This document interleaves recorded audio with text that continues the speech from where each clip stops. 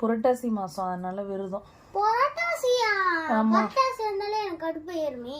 ஏன்? புரட்டாசி மாசம் தழுவ போடணும், பெருமாளை சேவிக்கணும். உப்பு போடாம சாப்பிடணுமா?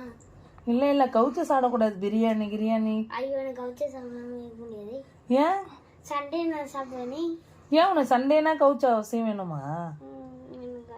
கவுச்ச சாப்பிடாம சண்டே இருக்கும். கவுச்சையில என்ன சாப்பிட்டுற நீ அவ்வளவு அதிகமா? பிரியாணி, அப்புறம் கறி குழம்பு, சாப்பாடு. ஒரு மாசம் தானே இறேன். போ, ஒரு மாசம் வெயிட் பண்ணு. ஏன்? தழுவ போட்டாதான் சாப்பிடணும் வீட்டுல. 3வது வாரம் தழுவ போடுறோமா, 4வது வாரம் அந்த அரிசி.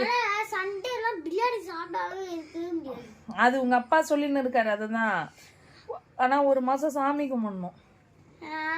3வது வாரம் தழுவ போட்டுறேன்னா, 4 சாமி கும்பிடணும் பெருமாள். 3வது வாரம் நாராயணா கோபாலா கோவிந்தான்னு கும்பிடுவியே.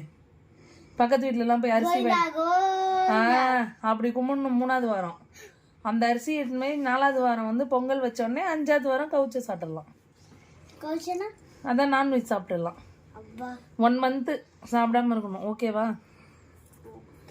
1 மந்த் கவுச்ச முட்டை கிட்ட மீன் குழம்பு பிரியாணி அதுவும் கவுச்சு தானே. பாடி பில்டிங் ஃபுட்டா இருக்கட்டும். இப்ப என்ன சொல்ற? ஒரு மாசம்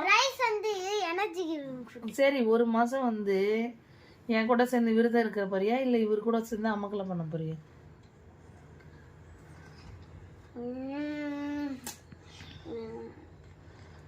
சீக்கிரம் சொல்லு.